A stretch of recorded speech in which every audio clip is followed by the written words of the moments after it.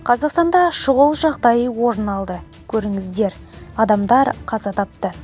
Сәлеметсіз бе қымбат көрермен, арнамызға қош келдіңіз. Әлемде және Қазақстанда болып жатырған соңғы жаңалықтарды алғаш қатарынан білгіңіз келсе, арнамызға жазылыңыз, лайк басуды ұмытпаңыз.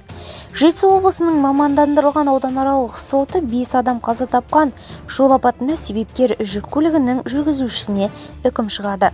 Сот мәліметінше, Volvo жүк көлігінің жүргізушісі Алматы-Өскемен тасжолымен келе жатып, қолайсыз ауа райымен көктайғаққа қарамастан көлікті қауіпсіз тоқтату үшін қажетті шараларды қолданбаған.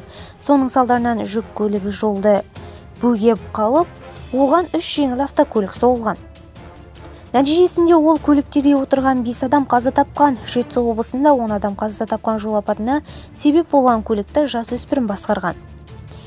Сот процесі алқабилердің қатысуымен өтті. Алқабилер жүк көлігінің жүргізушісін кінәлі деп тапты. Сот жүргізушіні 5 жылға бас бостандығынан айыру туралы шешім шығарды. Үкім заңды күшіне енген жоқ.